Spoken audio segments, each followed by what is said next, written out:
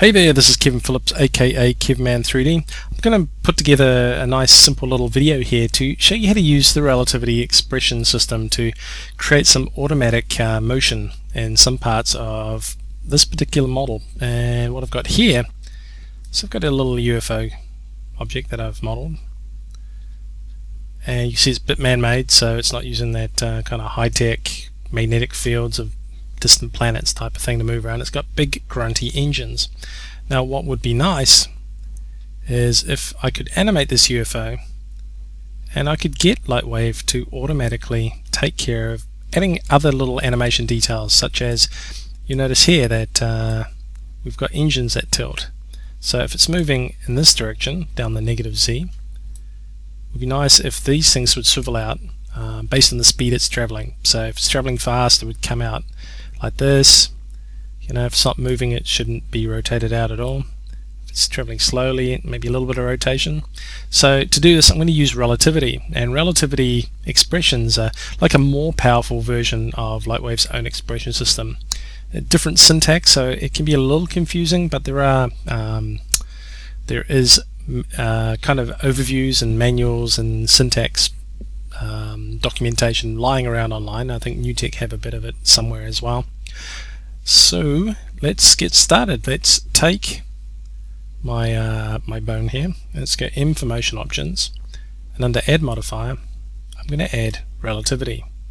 I'm going to double click on this, which brings up our relativity interface here, and at the top here we have all the expressions that are driving the different channels in our object. So we've got here the one we want to adjust is P, and I could write quite a complex expression in here.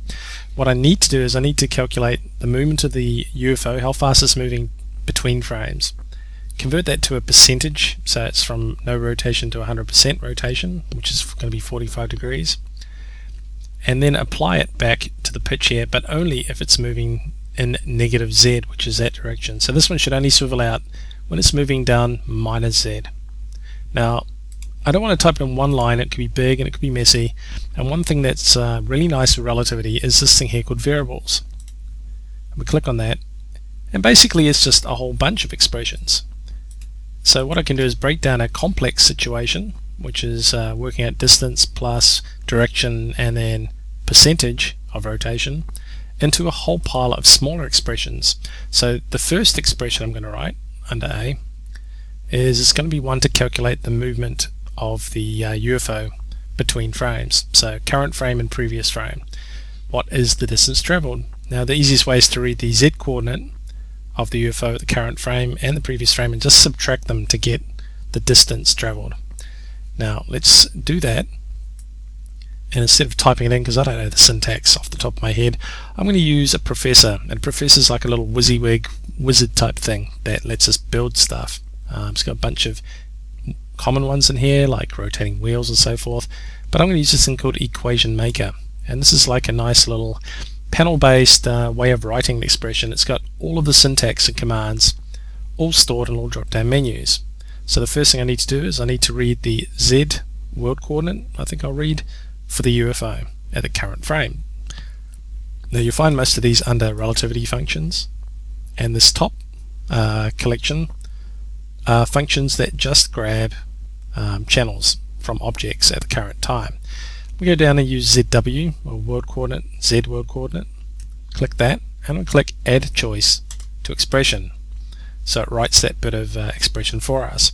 Now OBJ is a little placeholder that represents what the object will be, so I need to select the letters OBJ, and there's a little hint here to put an at character where you want an insertion of anything else in here to take place. By default, when you insert something using this add choice, it'll just add it to the end of the expression. So if I want to insert an object in here, I use the at symbol, and then down here we've got objects. We'll click on that and go, ooh, there's our UFO, select it, add choice, and there's our little expression to read the Z coordinate at the current time. Now like I said, the distance is just this one subtracted from the previous position. So let's go minus space paste. So I've copied and pasted that. Give me the Z coordinate from not the current time but the time minus 1 frame. Now it's a little tricky to work out unless you know the frames per second and it's constant. If it's 25 frames a second, it'll be something like 0.04 of a second. But what I can do in here is I can actually get relativity to work that bit out for me. You know, what's the time difference between one frame?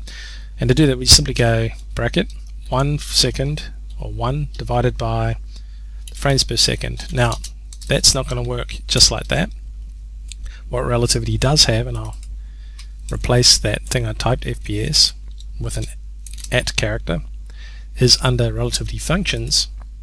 If we scroll all the way down to the bottom of this pop-up box here, we've got a pile of generic variables that relativity can read from the scene, and the second one down is called hash FPS, frames per second. Click on that, add choice to expression, and there's our calculation. Done. Click OK, and it's inserted it into the A expression slot. Now under B, I want to take this distance traveled and I want to remap it into a percentage. So when it's not moving, it should be 0% of a rotation. So I'm going to use a percentage to control how much to rotate this by.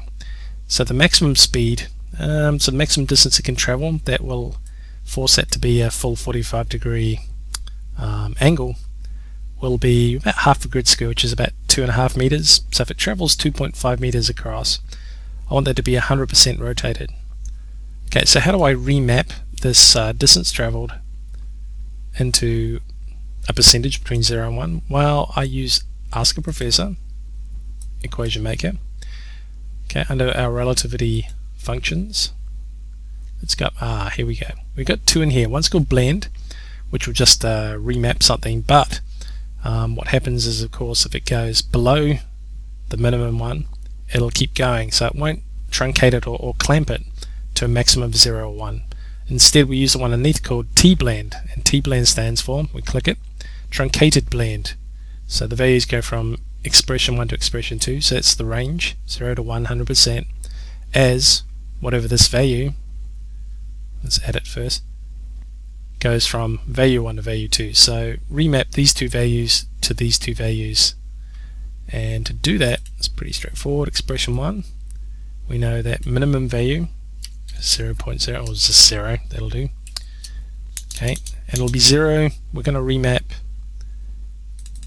you know, the distance. If the distance is 0, okay, be 0 if the distance is 0. Now expression 2, okay, the maximum we want to remap it to is 1 for 100%. And what we can do is going to remap if the distance traveled is 2.5 meters or greater. So if it goes faster than 2.5, well, the engine's already going to be rotated to a full 45 degree, so it doesn't matter. Now current value needs to basically needs to be replaced with that expression that we made in A. So let's leave that there and click OK. So I need to get this value, and I need to slot in here. Now this value is going to be negative because it's moving in negative Z. So what I want to do in here, the current value, is I want to work out what that distance is as a positive number. So to do that, there's a mathematical command called ABS, absolute, and that will convert, if it's a negative number, into a positive number. So ABS, and we'll say the result of this expression, which is A. So to read that, we just go hash A. Done. Close that bracket.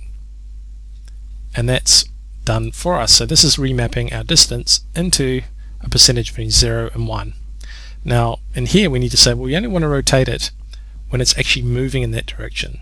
So we know this is going to be negative because it's moving down negative Z, which is going to be perfect. So we need to work out if this is less than 0, like it's going in the negative direction, let's grab that percentage. So we need to ask relativity to tell us, is that true? Is it moving in the negative direction?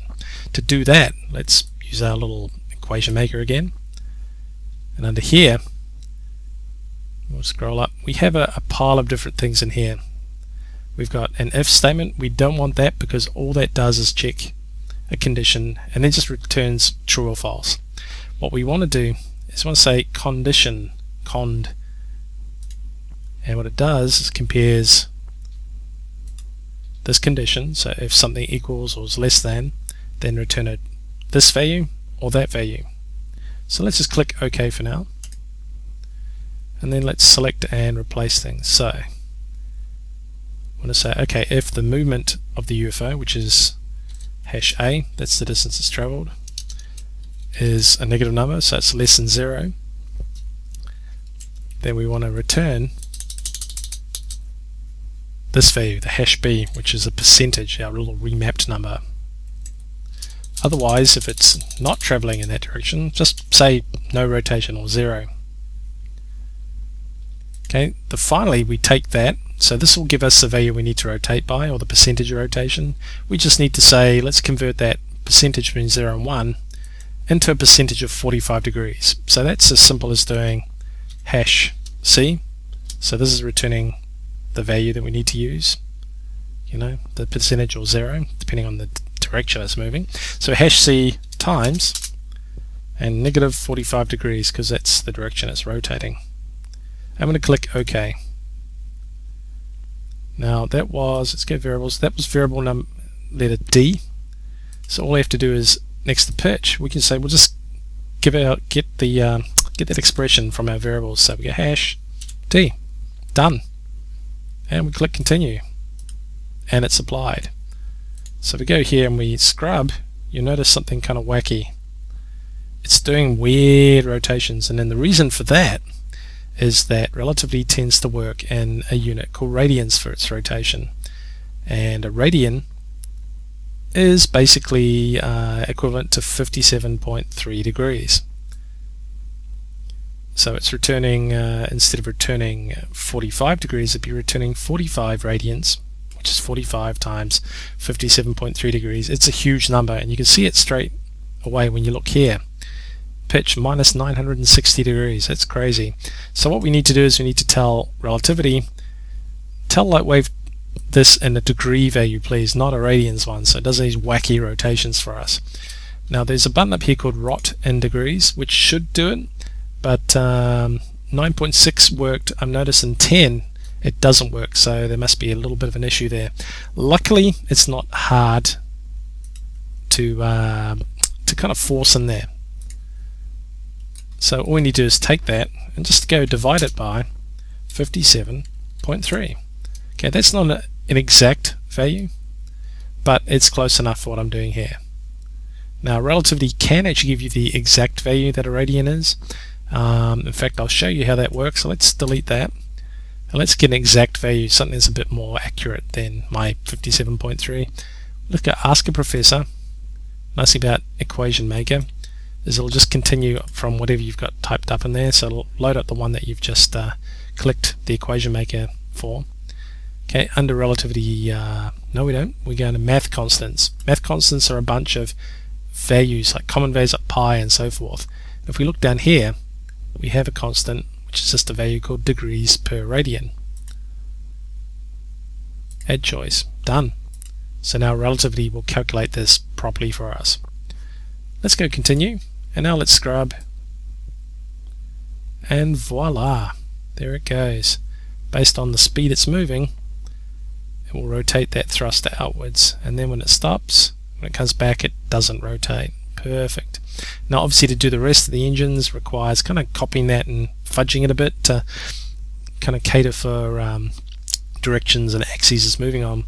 But hopefully that's given you a little heads up on how to use relativity to produce kind of a nice automated effect using what would be kind of almost impossible to do with LightWave's built-in expression system.